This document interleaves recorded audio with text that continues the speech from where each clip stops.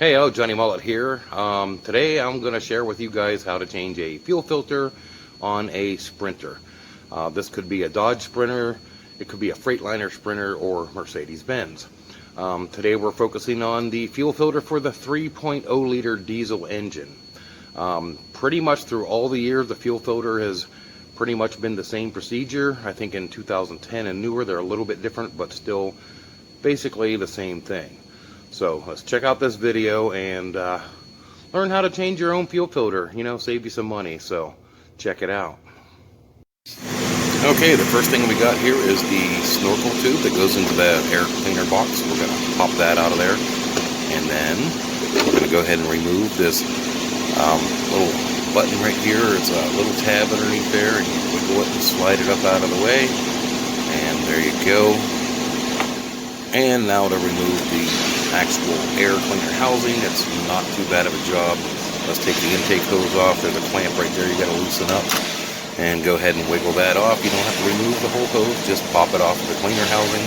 You don't have to disconnect the electrical connectors either. So we're just going to pry up a little bit on the end tabs here, and we're going to go ahead and pop it loose, and this entire assembly will pop forward towards you, come out of its little nest there, and we're just going to flip it out of the way without pulling the wiring and messing any of the wires up. So there she is. Bear with me, I'm doing this one-handed. So there's the cover on top of the engine. The fuel filter is underneath that cover, and these little torque screws, they're not actual screws, they're like quarter turn locking tabs. So what you got to do is you got to use a little Torx driver and turn them 1/4 turn, and 1/4 turn will unlock each of the tabs. This one here has been off many times. This vehicle's got like 230,000 miles on it, and we've changed the fuel filter regularly every 10,000 miles along with the complete service. So sometimes the tabs don't always lock in, but you get the general idea on how to remove the cover.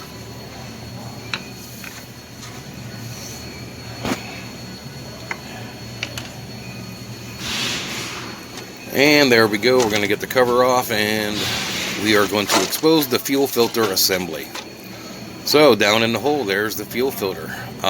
You see there's two worm clamps for the rubber hoses, and then if you look on the opposite end, there's squeeze clamps. If the squeeze clamps are still on the filter, like the opposite end of the hose has, you're going to have to cut those off and replace them with worm clamps, because those clamps are not reusable.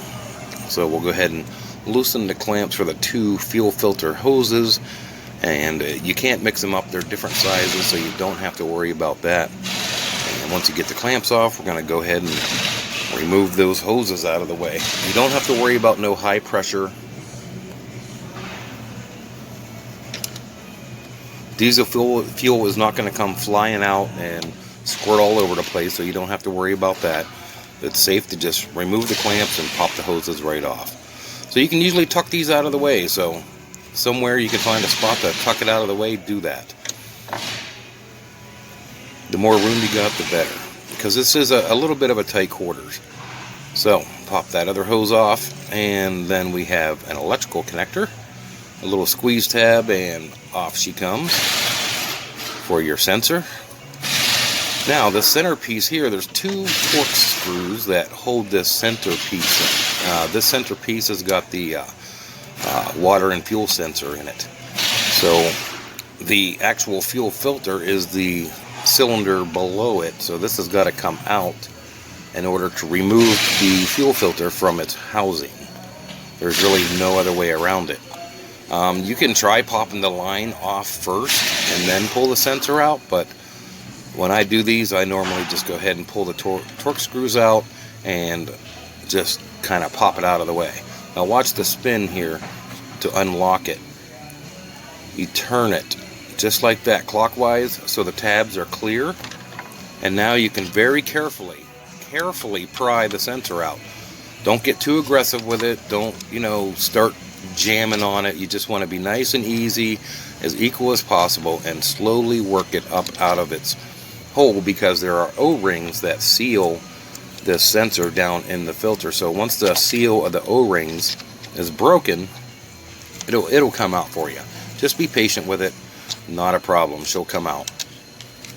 So you work a little from the back, work a little from the front, back and forth. Eventually you will get it out of the way. Oh, there's my little screw I dropped. Be careful with them screws. If you drop them, you're probably never going to find them down in that engine. So be aware that those little screws are small and easy to lose. So, you know, having a magnet tool or something might be handy so you don't lose it.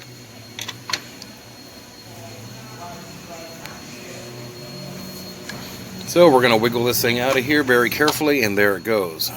Now I have to remove this other tube out of the way in order to lift it up out of the filter, so we're going to just pop it out of its seat, pull it up. I'm trying to do this one-handed, so holding the camera and trying to work with one hand kind of sucks, but hey, I'm doing it for you guys, alright?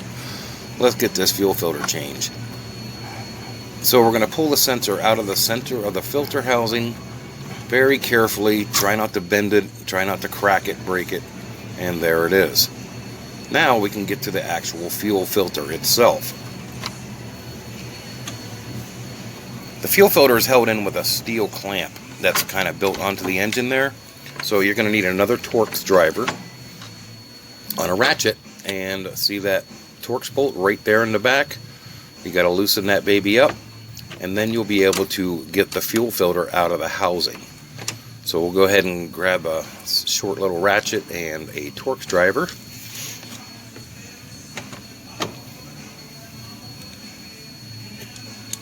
And where you're going to get this fuel filter out of here. You got to bear with me here. I'm trying to put a socket on a ratchet with one hand. There we go. And we'll go ahead and we'll loosen that little band clamp up. Loosen that thing up as far as you can, because the filter is in there kind of tight. I mean, the clamp does a pretty good job of holding it in there. And in order to pry that thing out of there, you can try using a screwdriver or whatever, but it's not going to work. You're going to need a little pry bar to get you a little bit of leverage. You can also try spreading the clamp a little bit with a screwdriver to help relieve the pressure around the filter. So here we are with a little pry bar, and we're going to catch the lip of the filter very carefully and give it a couple little pries, and there she's going to start moving. It takes a little bit of patience. It takes a lot of patience actually to do this kind of work, so bear with me. We'll get this thing done together. And now that she has popped up and loose enough, I should be able to get it out by hand. So this tube's in my way again, so we're going to go ahead and wiggle and jiggle just a little. More stuff getting in the way. Wiggle jiggle. She'll come out. Give it another pry there. There we go. So this is the removal of the fuel filter. You are halfway there, my friends. The filter is out. Now, like I said, every 10,000 miles you should service the fuel filter along with your oil change and service. So we are using a Baldwin BF 7972. You can see the price there was about 41 bucks, and that's about your general price for a filter. So we'll go ahead and pull it out of the box. Now you're going to see plugs and stuff on there. You can remove all that stuff. There's a green plug. They don't want you to put fuel on the center of the filter because they say dirty fuel goes in a filter and it's going to cause engine damage. But you know, I've been doing this for years and years and years. You can try filling it through the tube, but as long as you got a clean container of clean diesel fuel, there is no worries on filling your fuel filter this way. Some people will argue and say, oh, you're going to, you know, introduce contaminants into the engine, but if you got a clean jug of clean fuel, you're not going to get contaminants in the engine. I've been doing this for many, many years. Now, if you want to go by the book, go ahead and fill it up by the larger tube. Good luck with that. So, full fuel filter. Let's go ahead and get this baby in. And just like pulling it out, you gotta work it. Now make sure you get it in the right direction, because turning it's kind of hard once it's seated in there. So what I'm going to do is I'm going to pop it down, but not all the way. And then I want to grab the two fuel filter hoses, and I'm not going to put them on, but I'm just going to like check and make sure that the filter is in the proper direction so that the hoses aren't being stretched or kinked as you're trying to, you know, reinstall them. So before you tighten that down, check your hoses, Make sure they go on like they're supposed to. And if you want to turn it just a little bit, go ahead and do it now before you tighten the clamp. Down inside the box, you should find 2 O-rings. Those 2 O-rings go on that sensor that you pulled out of the center of the filter. I will show you right here. There is an O-ring at the bottom, right there, and then there's another O-ring at the top. So using a tiny little screwdriver or a pick, replace those O-rings on the sensor. Now we're going to go ahead and work the sensor down. Just like it came out, you got to work it back in, slowly back and forth, wiggle it a little bit, and you notice we're putting it in the same way we took it out.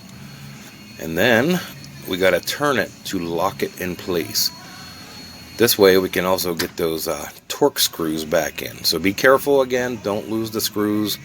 So there it is, it's all lined up now and locked in place with the new O-rings.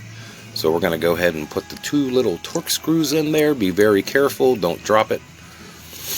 Tighten the screws up, and basically from here it's a reverse procedure. You plug the electrical connector in, you put your hoses back on, you tighten them up, and the fuel filter service is done. So see that wasn't too bad of a job. I mean, it's not a spin-on filter that you can just spin off and spin on. It's a little more intricate, but hey, it does the job, and I just showed you how to do it. So make sure you tighten your clamp in the back there to tighten the filter, and we're going to go ahead and basically put it back together. We're going to put the cover back on. I think I set her down here on the ground.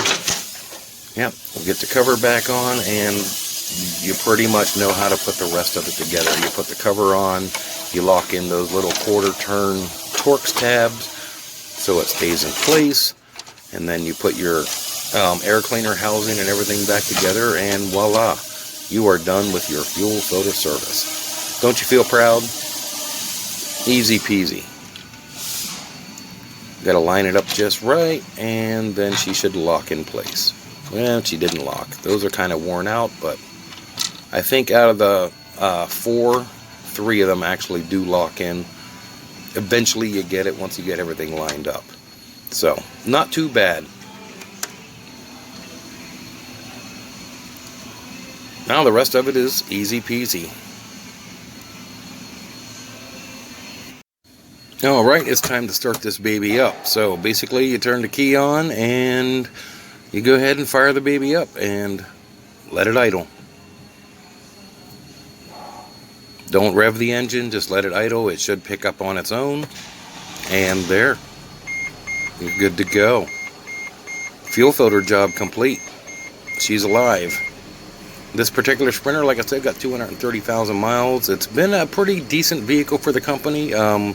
Parts are expensive. I've noticed when we had to do like even a simple brake job, it turns very expensive because, you know, being a Sprinter, I guess they're more expensive than fixing your average van. You can see the rust coming through on it, but it's holding up for them okay. So there you go, guys. Hope you enjoyed. We will see you guys next time. Have a good one.